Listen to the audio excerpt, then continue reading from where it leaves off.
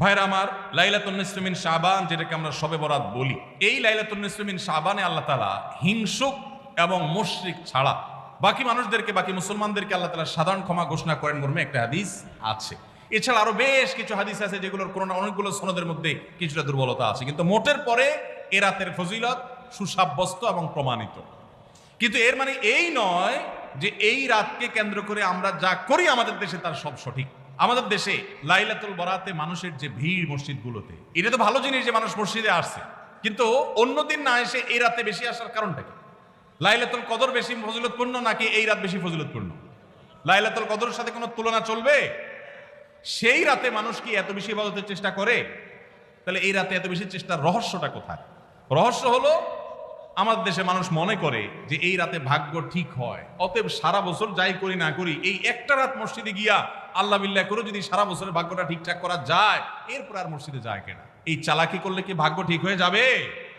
ভাইরা আমার, লাইলাতুন নিসফি মিন শাবানকে কেন্দ্র করে বহুবিধ বিদআত, বহুবিধ বাড়াবাড়ি, বহুবিধ কুসংস্কার আমাদের সমাজে আছে। এক সময় তো প্রচুর পরিমাণ পটকা ফুটাফাটি চলতো। আলহামদুলিল্লাহ, প্রশাসনের ভাইয়েরা প্রতি বছর নিষেধাজ্ঞা আরোপ করেন এবং এটা অনেকটা কমেছে, যেটা আমাদের নিরাপত্তা হুমকির মধ্যে আমাদেরকে ফেলে। দিনের নামে আমরা কখনো সেগুলো করতে পারি না। অনেক মসজিদে আলোকসজ্জা করা হয়। আলোকসজ্জা তো আপনি এমনিই করেন সারা বছর, কিন্তু এই রাতকে কেন্দ্র করে আলাদা করে আলোকসজ্জা করা, এই রাতকে কেন্দ্র করে ওই যে হালুয়া রুটি খাওয়া খাওয়ার একটা ব্যাপার এখনো আমাদের দেশে কোথাও কোথাও আছে।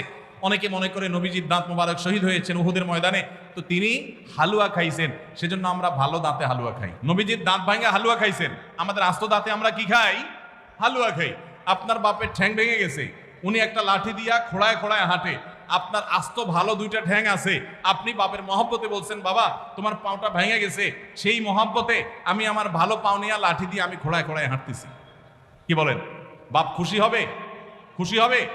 বলবে এটা তো বেয়াদবি, তামাশা করতেছ আমার সাথে, আমার ভেঙাইতেছ। নবীজি সাল্লাল্লাহু আলাইহি সাল্লাম দাঁত মোবারক শহীদ হয়েছে বাতিলের বিরুদ্ধে জিহাদ করতে গিয়ে।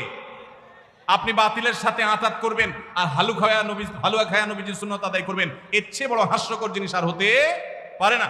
অতএব সব ধরনের বাড়াবাড়ি কুসংস্কার আমাদের বন্ধ করতে হবে।